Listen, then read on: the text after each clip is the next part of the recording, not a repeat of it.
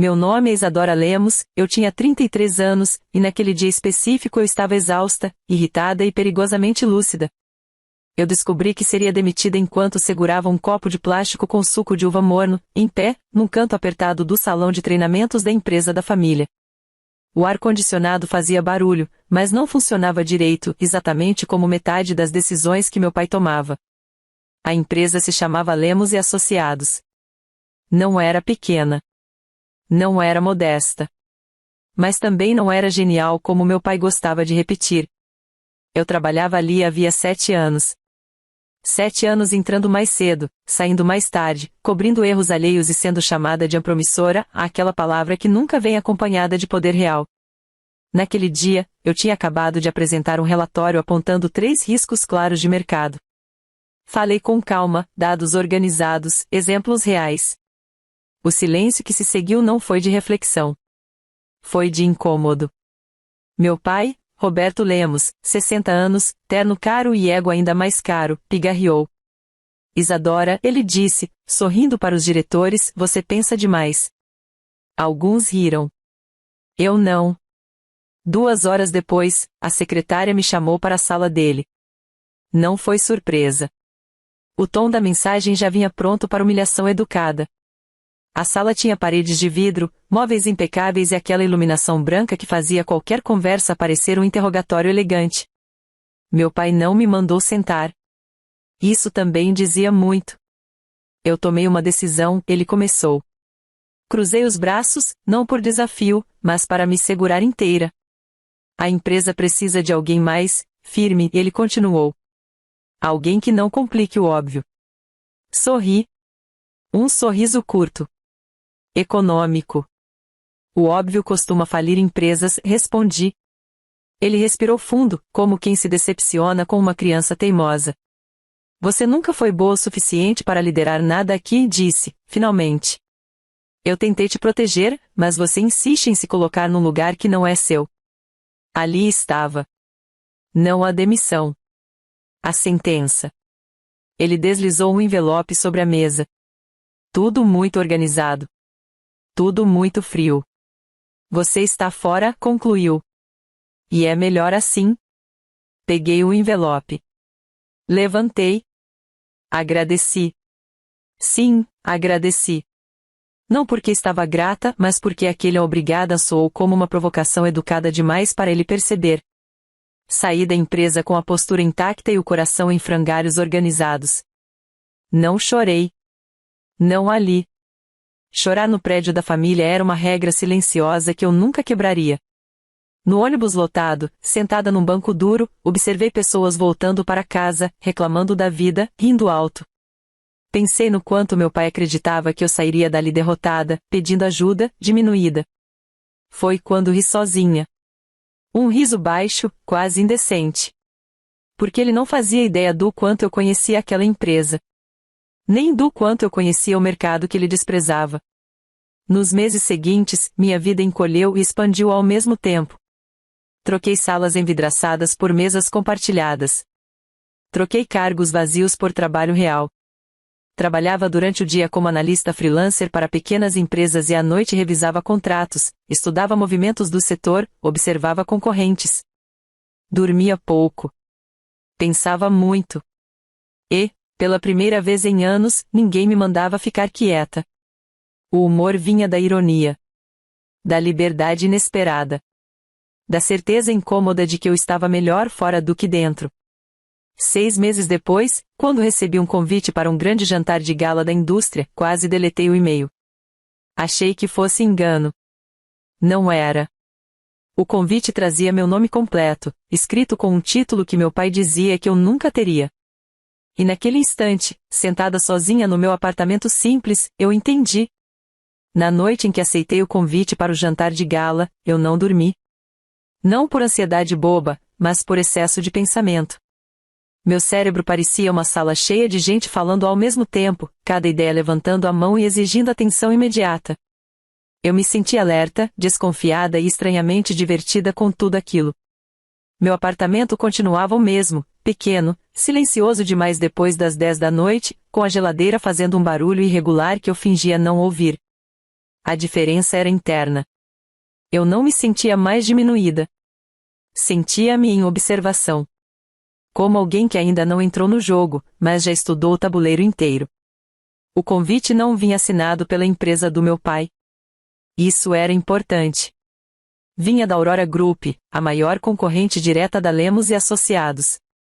Uma empresa conhecida por crescer devagar, errar pouco e irritar profundamente meu pai por nunca quebrar do jeito que ele previa. O nome que me chamou a atenção foi o de César Brandão, presidente do Conselho da Aurora. 55 anos, reputação sólida, fama de ouvir mais do que falar. O tipo de pessoa que meu pai chamava de perigosamente silencioso. O jantar não era apenas social. Era político. Quem estava ali queria ser visto, lembrado e associado às decisões futuras do setor. Eu sabia disso porque já tinha organizado eventos iguais, só que sempre nos bastidores, nunca como convidada relevante.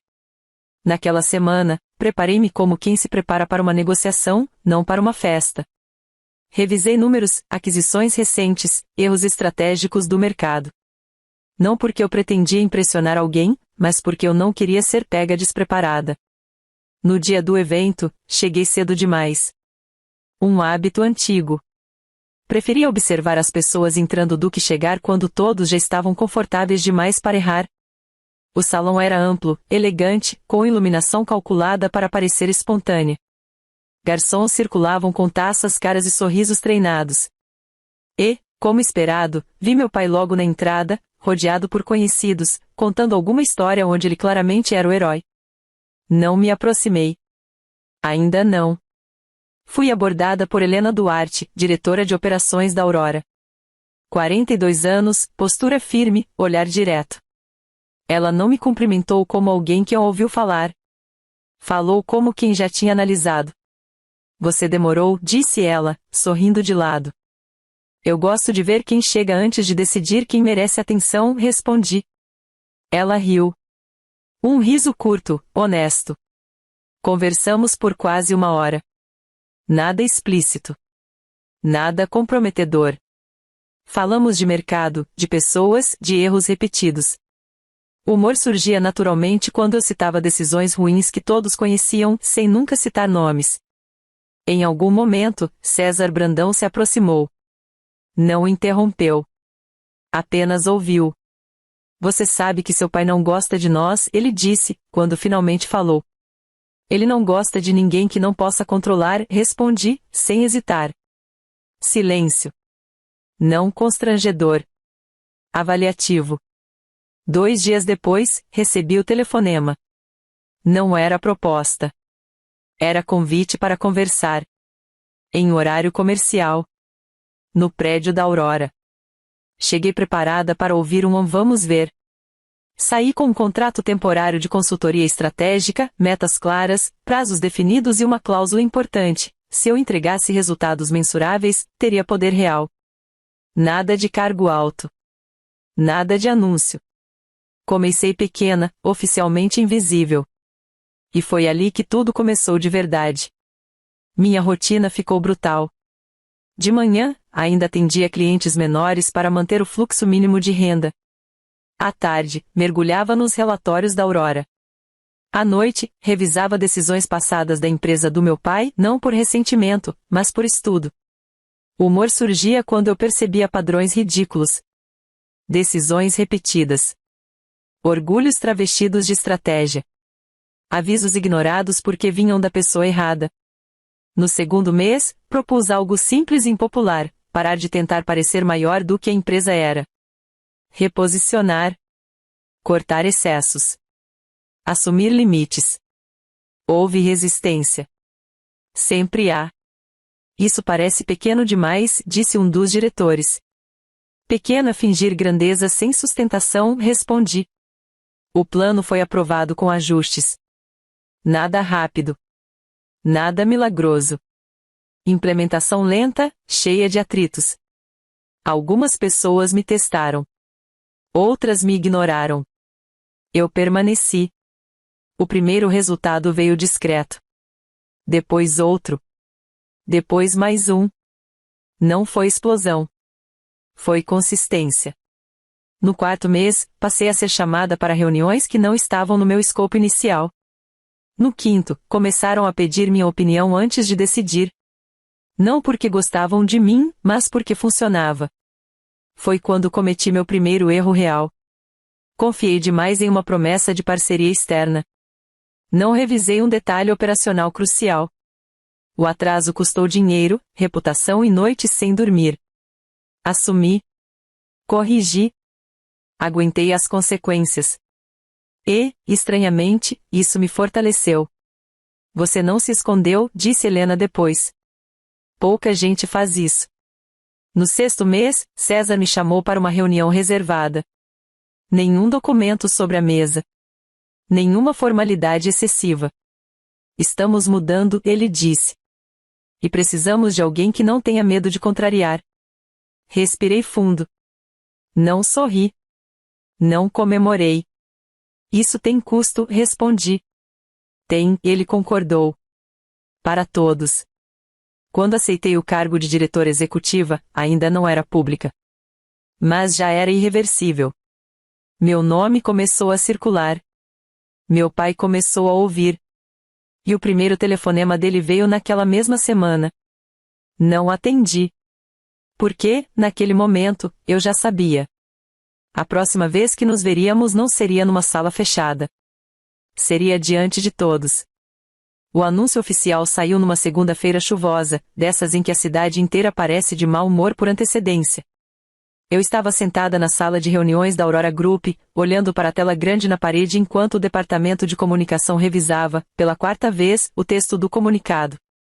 Meu café já estava frio havia pelo menos 20 minutos, e eu não reclamava porque aquilo combinava perfeitamente com meu estado emocional, concentrada, tensa e absurdamente consciente do que estava prestes a acontecer. Assim que isso sair, não tem volta, disse Helena Duarte, sentada ao meu lado, braços cruzados, olhar firme. Eu sei, respondi. Por isso revisei cada palavra. O comunicado era simples, quase sóbrio demais para o impacto que causaria. Nada de narrativa épica. Nada de revanche explícita. Apenas fatos. Meu nome. Meu cargo. Minha responsabilidade. Quando o e-mail foi disparado, eu senti algo estranho, não foi alegria. Foi silêncio interno. Como se, depois de muito tempo andando em terreno instável, eu finalmente tivesse colocado os 2 pés no chão. 15 minutos depois, meu telefone começou a vibrar. Não atendi nenhum. Porque eu sabia exatamente de onde viriam as primeiras reações. O mercado não grita. Ele sussurra.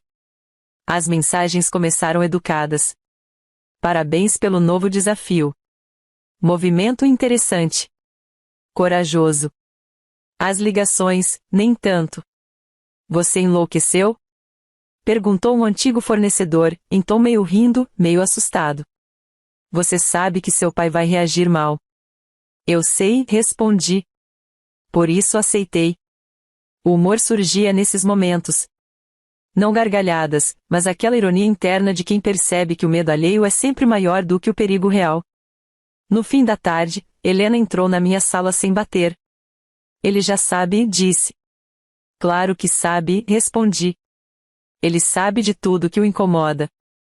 Meu pai, Roberto Lemos, não reagiu publicamente no primeiro dia.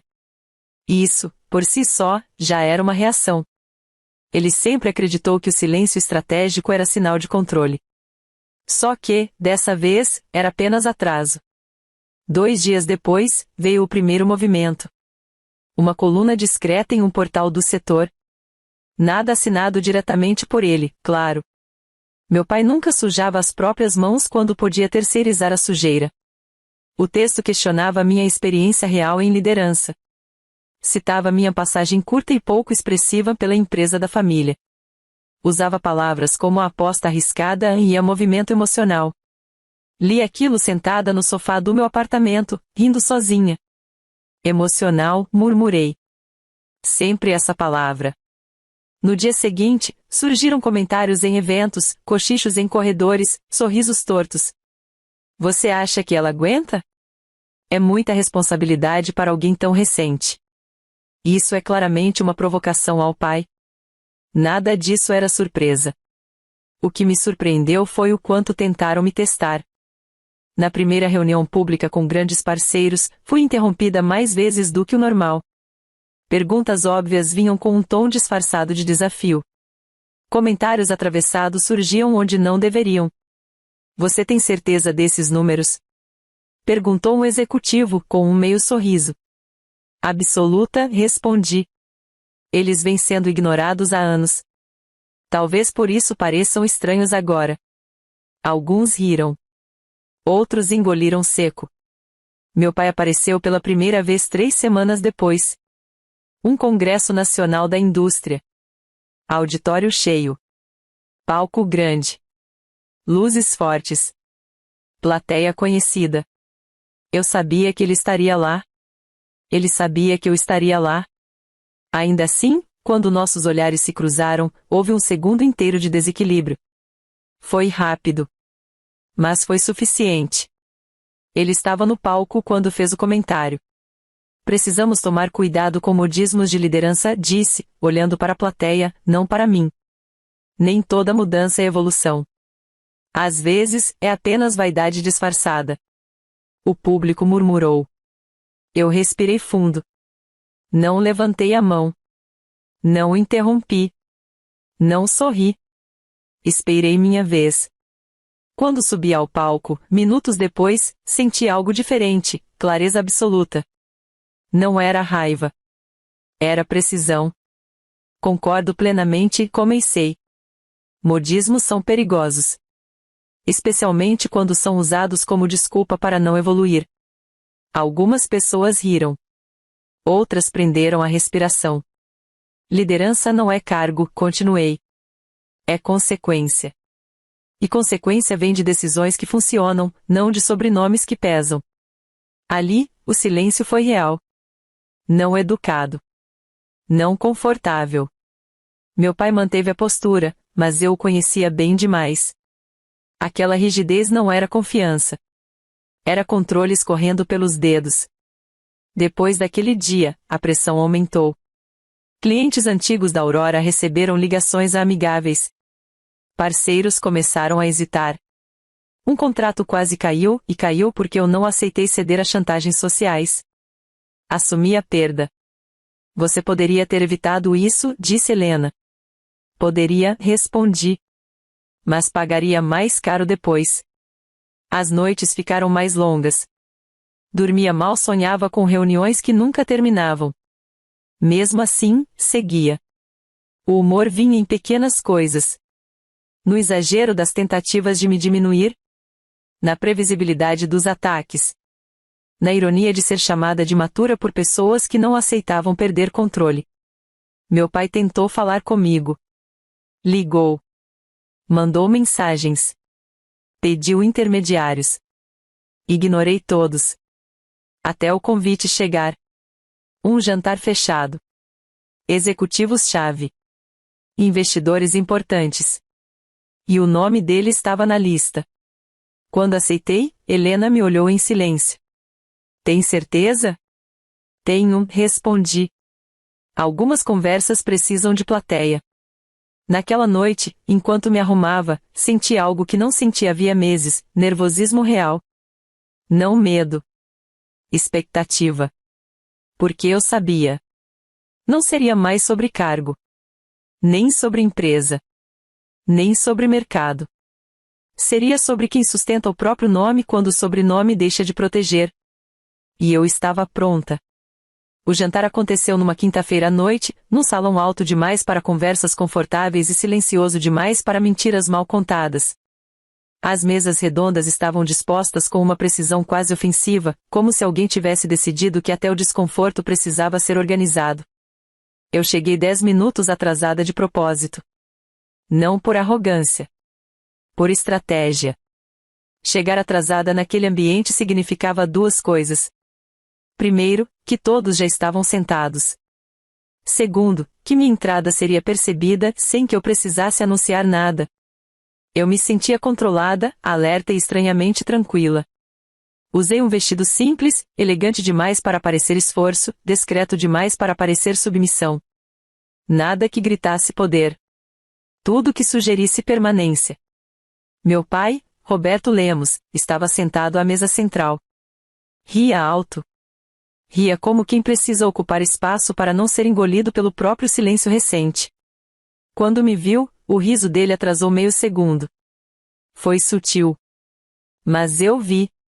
Sentei-me a 2 mesas de distância. Nem perto demais para parecer provocação, nem longe demais para parecer fuga. Helena Duarte sentou ao meu lado. Não falou nada. Apenas cruzou as pernas e observou. O jantar começou com discursos genéricos. Palavras bonitas, promessas vagas, aquela celebração educada da indústria que finge união enquanto afia argumentos por baixo da mesa. O humor vinha do contraste. Enquanto falavam de inovação, eu lembrava das ligações desesperadas que parceiros haviam recebido semanas antes. Enquanto brindavam ao futuro, eu sabia exatamente quem estava tentando segurar o passado com as 2 mãos.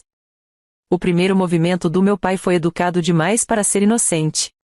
Durante a sobremesa, ele se levantou, taça na mão, e pediu a palavra. Ninguém recusaria. Roberto Lemos ainda era respeitado. Ou, pelo menos, temido. É uma honra ver tantos rostos conhecidos, começou. Este setor me deu tudo. Pausa calculada. Inclusive, ensinou-me algo importante: liderança não se improvisa. Alguns olhares se moveram discretamente na minha direção. Há momentos em que precisamos reconhecer quando alguém assume um papel maior do que pode sustentar. Senti Helena tensionar ao meu lado. Eu continuei cortando a sobremesa com calma. Digo isso, ele prosseguiu, porque vejo, com certa preocupação, decisões recentes tomadas por impulso. Decisões que podem custar caro não apenas a uma empresa, mas a todo o ecossistema. O salão ficou quieto demais. Não era mais discurso. Era recado. Ele ergueu a taça. A experiência concluiu. Algumas pessoas bateram palmas. Poucas. As palmas soaram como moedas caindo em copo vazio. Eu não me levantei imediatamente. Esperei o barulho morrer sozinho. Quando levantei, não pedi a palavra. Apenas comecei a falar. A voz não saiu alta. Saiu firme. Também acredito muito em experiência, disse. Principalmente naquela que ensina quando é hora de parar de confundir controle com competência. Alguns risos nervosos surgiram. Experiência ensina que desqualificar em público costuma ser sinal de insegurança privada, continuei. E que empresas não quebram por mudanças. Quebram por insistir em decisões que já não funcionam. Meu pai me encarava agora. Sem sorriso. Sem máscara. A Aurora tomou decisões difíceis nos últimos meses, acrescentei. Perdemos contratos. Reorganizamos equipes. Assumimos erros. E seguimos. Respirei fundo. O que não fizemos foi pressionar parceiros por fora ou tentar enfraquecer lideranças com comentários travestidos de conselho. Silêncio. Não era mais elegante. Era cirúrgico. Meu pai tentou responder. Abriu a boca. Fechou. Sorriu de novo, aquele sorriso treinado. Isadora sempre foi, intensa, disse. Emoções fazem parte. Ali, algo mudou dentro de mim. Não foi raiva. Foi decisão. Emoção é fingir que nada está mudando, respondi. Estratégia é aceitar quando o mercado escolhe outra direção. Levantei a taça. Ao futuro, finalizei. Dessa vez, o aplauso veio. Não alto. Mas verdadeiro. O erro dele não foi falar. Foi insistir depois. Nos dias seguintes, meu pai tentou dobrar a aposta. Fez ligações mais diretas. Pressionou investidores. Espalhou dúvidas sobre a estabilidade da Aurora. Tudo de forma elegante demais para parecer ataque e agressiva demais para passar despercebida. O problema foi que ele escolheu o momento errado. Um relatório independente, que vinha sendo preparado havia meses, foi divulgado. Análise fria. Dados públicos. Comparações claras.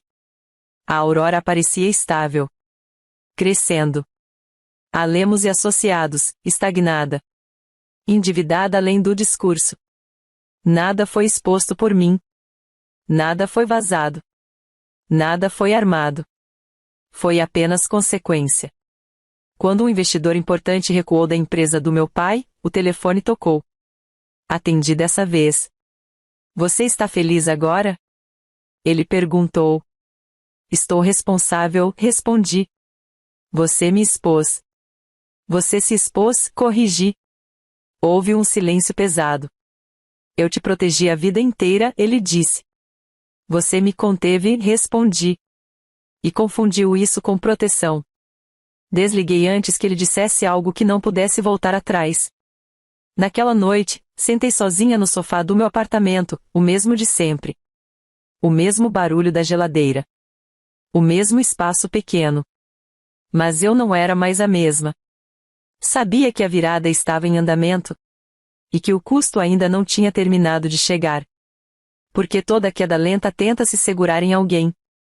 E, no próximo capítulo, meu pai tentaria uma última cartada. Na manhã em que tudo começou a se encerrar, acordei antes do despertador, como vinha acontecendo havia semanas.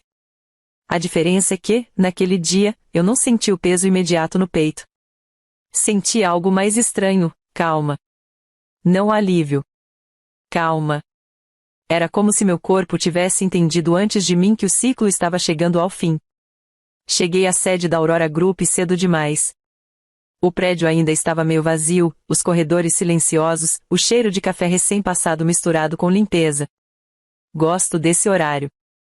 As empresas, nesse momento, ainda não estão performando. Estão sendo o que realmente são. Eu estava atenta, centrada e consciente do risco. Porque a última cartada do meu pai não veria com gritos nem escândalos. Veria travestida de algo legítimo. E veio. Às 9h40, César Brandão entrou na minha sala com um envelope discreto e o rosto sério demais para conversa leve. Ele fez um movimento, disse. Eu imaginei, respondi.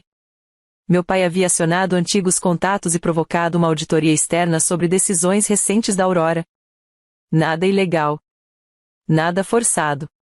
Apenas o suficiente para criar instabilidade, atrasar negociações e gerar dúvida. Era uma jogada clássica. Não precisava me derrubar. Bastava me fazer parecer arriscada. O conselho está dividido, César continuou. Não sobre você. Sobre o momento. Sentei. Cruzei as mãos. Pensei rápido, mas sem desespero. Então vamos fazer do jeito certo, disse. Transparência total. Sem atalhos. Não foi uma decisão confortável. Foi necessária. Durante semanas, abri tudo. Planos, contratos, falhas, acertos. Assumi decisões impopulares. Mostrei números que não favoreciam minha narrativa. Preferi perder controle momentâneo a sustentar uma imagem frágil. O humor, nesses dias, vinha da ironia silenciosa. Meu pai tentava me derrubar usando exatamente o que ele sempre evitou, exposição real. A auditoria não encontrou irregularidades. Encontrou algo pior para ele, coerência. As decisões tinham lógica. Os riscos estavam previstos. As perdas estavam documentadas. Nada havia sido escondido. Quando o relatório preliminar saiu, o Conselho da Aurora se reuniu. Portas fechadas. Horas de discussão. Nenhuma promessa. Saí da sala sem saber se continuaria CEO. E, pela primeira vez desde o início de tudo, eu estava genuinamente em paz com qualquer resultado.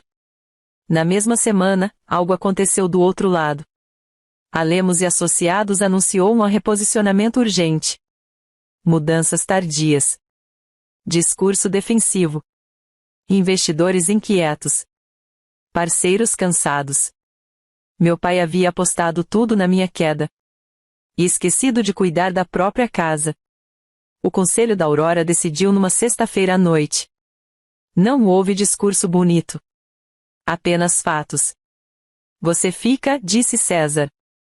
Não porque resistiu, mas porque não se escondeu. Assenti. Agradeci. Nada de comemoração exagerada. Na segunda-feira seguinte, meu pai me chamou para conversar. Não por intermediários. Não por mensagens atravessadas.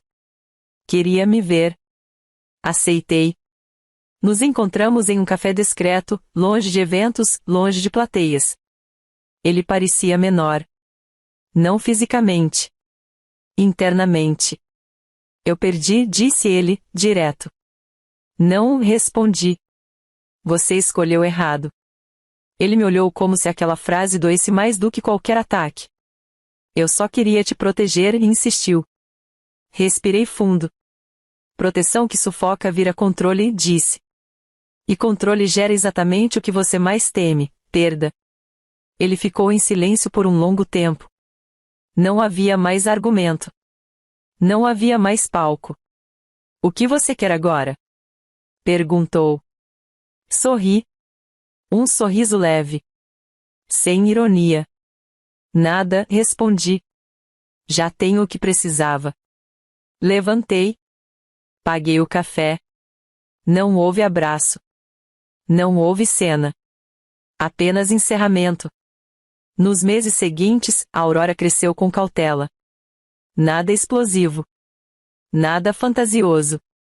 Crescimento sustentado, com erros assumidos e ajustes constantes. Eu mantive o apartamento pequeno por um tempo. Não por falta de dinheiro, mas por coerência. Mudei só quando fez sentido. Planejado. Sem provar nada a ninguém. O mercado parou de me chamar de Unfiled. Passou a usar meu nome. Meu pai se afastou aos poucos da própria empresa. Não por punição. Por consequência. O mercado não perdoa atrasos longos demais. E eu segui. Não venci humilhando. Não venci destruindo. Venci sustentando escolhas quando ninguém aplaudia. Às vezes, vitória não faz barulho. Ela apenas permanece. E, naquele silêncio firme e estável, eu finalmente soube. Eu não precisava mais provar nada. Chegamos ao fim de mais uma encantadora de história no canal.